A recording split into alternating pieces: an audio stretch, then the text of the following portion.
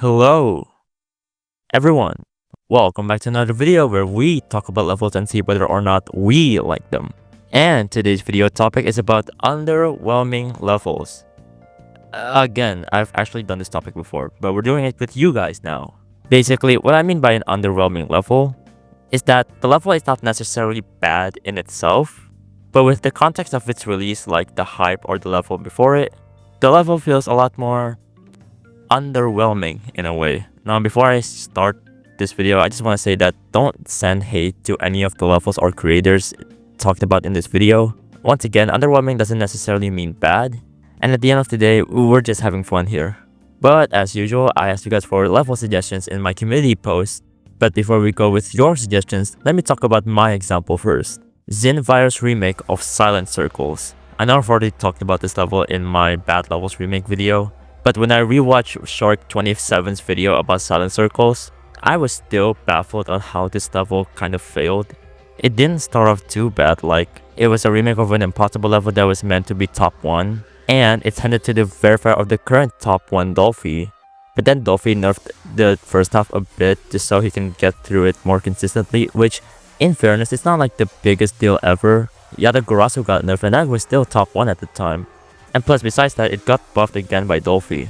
And then it was handed over to Zanny, which, again, not a bad decision as Zanny was an up-and-coming top player at the time. But then Zanny got an argument with Zinfire, the host of the level, because Zanny buffed the level, however, it wasn't top 1, it was like top 2 or 3. And then Zinfire gave it to Cursed, which then didn't show much interest into the level, but then gave it back to Zanny, who then asked to nerf the level to like top 50 difficulty, and then Cursed beat it in under a day or something. And then after that it got deleted. This level has such an unnecessarily messy release. And I guess you guys can guess that the underwhelming part is that the level is not top 1, not even close. Well, yes, top 50 is hard.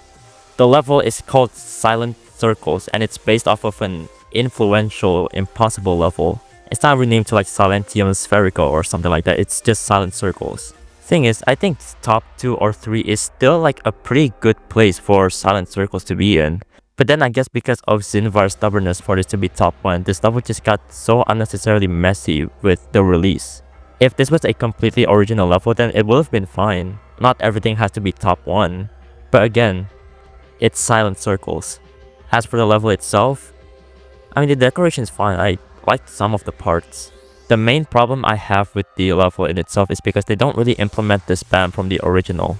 Yeah, I know it's impossible, but like just make a nerfed version of it. That way people know this is a remake of Silent Circles. And while yes, the gameplay might not be as fun as the replacement part that was in the remake, you're kind of forced to do it because, once again, it's Silent Circles.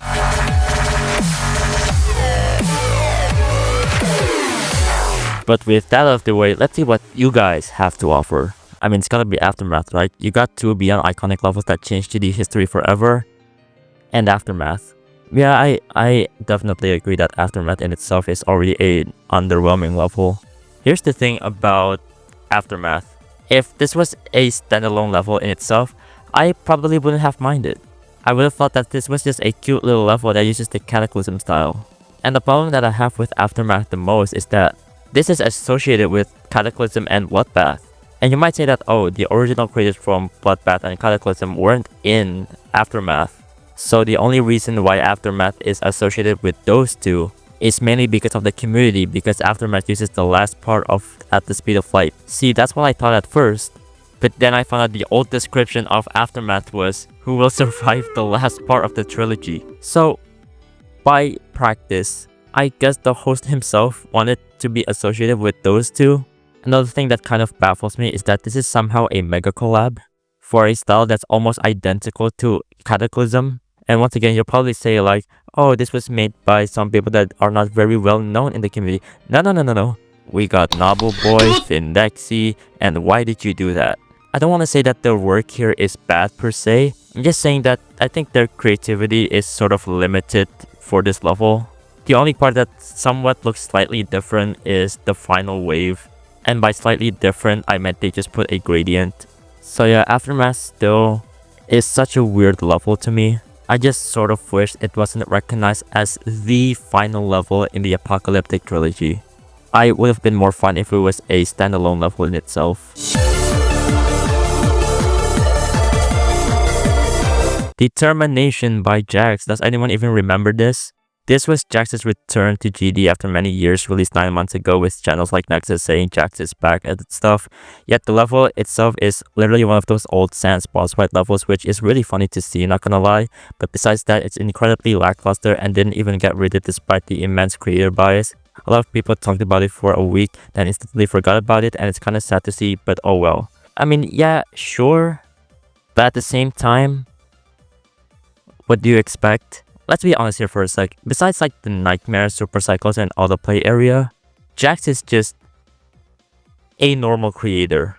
In fact, the levels I just mentioned are fairly normal levels, except for like autoplay area, I guess. And while yeah, seeing an old creator come back is always a sight to see, I really wouldn't expect much, especially if they haven't played since like forever. In fact, I'm actually more impressed than anything of what Jax has to offer here. Yes, it's a video game recreation, but after not hearing from him for so long, I didn't expect him to actually utilize the 2.2 mechanics. And he even made a little mini game in the Undyne part. Like, that's pretty impressive. I'm not saying the level in itself is like a masterpiece, but coming from Jax, it's more than what I thought he could do. And also, I don't know what you meant by didn't even get rated despite the immense creator bias. He's not like Darnock, he's just kinda there. It just so happens that the Nightmare is the most liked demon ever. But yeah, overall, Jax's return isn't like the most triumphant thing ever.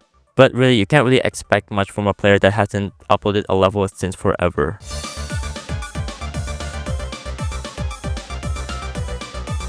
So, in my opinion, I was really excited for Sakupen Circles, but when the impossible part got ultra enough, I wasn't that happy. The deco looks good, but it's really underwhelming. I would rather take the OG on than the nerfed. Okay, now this one's a bit more interesting to talk about. But basically, my opinion on Sakupen Circles is that I think it's released a bit too early. And while yes, I know that there are nerfed versions before the official version, like the one made by Silonox, but knowing the stuff we know now, I think it could have been left in the oven a little bit more. I won't say I was completely dissatisfied with the official remake. I mean, it still has the spam, it's just like slightly nerfed, though I will say it was a bit weird to end it on a auto ship part in that spam. I think I would have liked it more if we wait until the official unnerfed version was verified. And in a way, it's also kind of a shame that the nerfed version was verified way before the unnerfed version, because that means that the unnerfed version doesn't get the glory of it being rated. And while there's a chance that could possibly still happen since Silent Circles still got rated even after Silentium Gradas, I think that Sakupen Circles has a lot less chance to get rated considering the time that it was made. And also probably the fact that it was, I think, verified with CBF, but that's beside the point. So yeah, overall, I wouldn't say I was dissatisfied with the official Sakupen Circles, even though I'm not like the biggest fan of it. I do sort of still wish that it could have been pushed back a bit until the unnerfed version gets verified, so that the unnerfed version can get the glory of getting a rate in one way or another.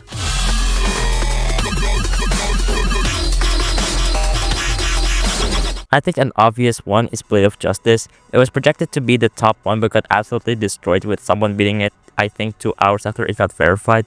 Thankfully, Edge of Destiny helped regain its aura, but still going from a level said to be hardest level to a level someone beat in 2 hours is wild. Okay, for this one, I kinda have to be careful with what I have to say here. Blade of Justice was underwhelming when it first released. And the reason why that is, this level was supposed to be top 1, which mind you, at the time, Bloodlust was still being verified by Novel Boy. But I guess to like fill in this gap, Manix made Blade of Justice with Laser Blitz, and it was theorized to be a new top 1. I want you guys to realize how much of an aura Manix had in the community at the time. People wanted to be like him, people made tutorials on how to make his style. So seeing something new and a new top 1 is really exciting. But after like 6 people tried so hard to verify the top 1 version of Blade of Justice, it was eventually handed to Rico LP, and Manix iconically saying it's nerf or nothing, being nerfed to like top 50. And then as you said, 2 hours later, Wuxi beat the level. In fact, funnily enough, this level has some parallels to Silent Circles. But I wouldn't say that Edge of Destiny helped regain its aura. The reason why Blade of Justice regained its aura is because people realize that it's a solid level in itself. And as I said before, while there are parallels to Silent Circles, I think the reason why Blade of Justice worked is that this doesn't really have a reason to be top 1. It's not a remake of an impossible level, nor is it a remake of an iconic level. It's just a pretty solid level in itself. And while it would have been cool to see Blade of Justice as the new top 1, I think a lot of us now can safely say that we still appreciate it existing. And plus, it's still in the servers, unlike Silent Circles.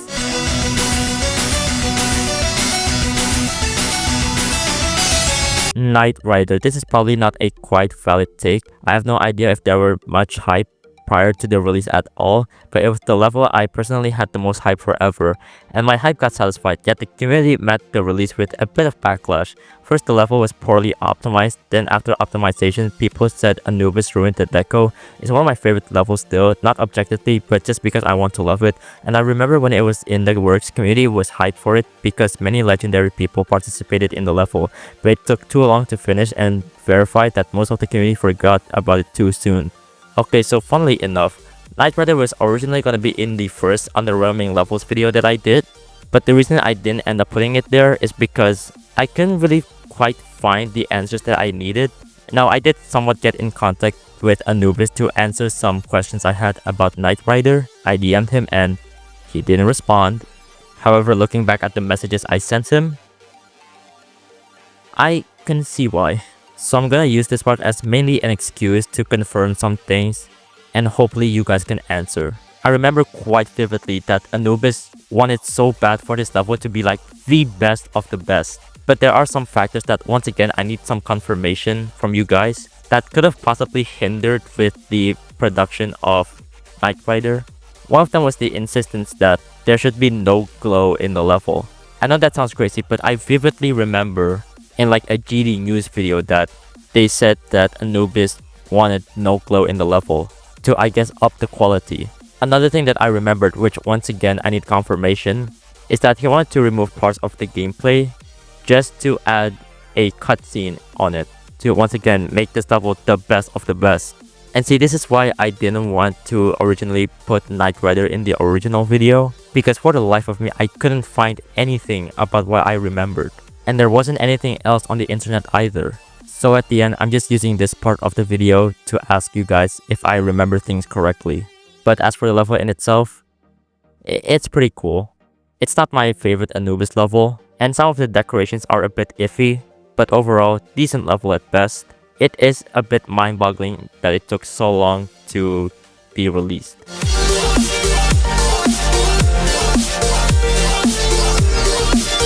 Misanthrope, it technically hasn't been released, but I still want to pick it. The level was marketed as a final top 1 and a collab between all of the famous GD players. Exciting, right? Unfortunately, it became a really forgettable hell-themed level where every part looks the same. They later restarted the level decorations process to make a slightly more unique theming, emphasis on slightly though, and now the quality of the decoration is also not the best. So in the end, such a good concept of a level ended up on a pretty uninteresting project which will probably never get finished, which sucks since the song is so good. Speaking of taking too long to release, Misanthrope. If you ask me, I think this level was almost doomed to fail from the start. A level that was made by some of the most iconic players in the community. It's really hard to live up to its hype if the level wasn't released like early on in its lifetime. Because if you think about it, if this was like released a year or two after the preview of the layout, it would have been passed off as like one of the coolest GD projects ever made. It's kind of like why Ocular Miracle was successful in the first place. It's also to make sure that some of the people put in the level don't go into any of the controversy, because there are some names in there, but that's out of the creator's control. Misanthrope's downfall is that its lack of coordination, with things like the host being changed multiple times, people not being satisfied with the direction the decoration went. Now, I will say that the newer previews of Misanthrope does look a bit more promising, and I'm hoping that this time a lot of things will go over smoothly. I think at this point, people just want this level to be released.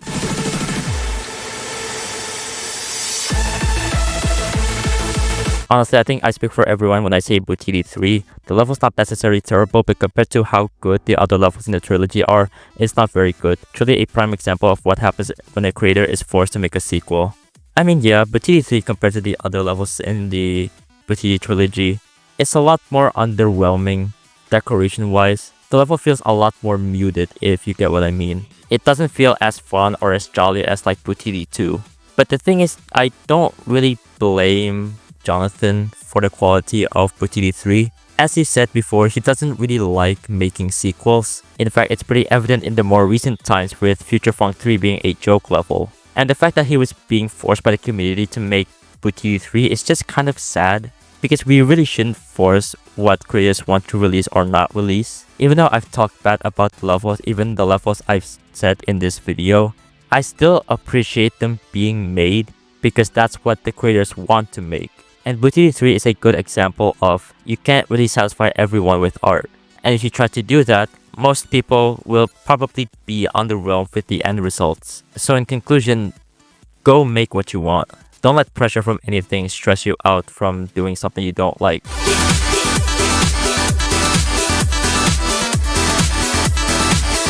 But anyways, that's the end of the video. Do you guys want a sequel to this video specifically? Let me know in the comments below, and maybe I'll make another community post with this topic. And if you want to participate in this type of video, make sure to subscribe since I will ask level suggestions in my community posts from time to time. And if you enjoyed this video, make sure to leave a like and subscribe since I'm trying to hit 7K by the end of the year. Oh, and if you want to support me even further, you can check me out at Feature where you can commission me a headshot, half body, full body, a banner, or a thumbnail. You can also play Date Tidal Wave, a game that I made, and also donate a minimum of $1. Just thought I mentioned that. But that's all I have for you today. I'll see you all later. Bye bye.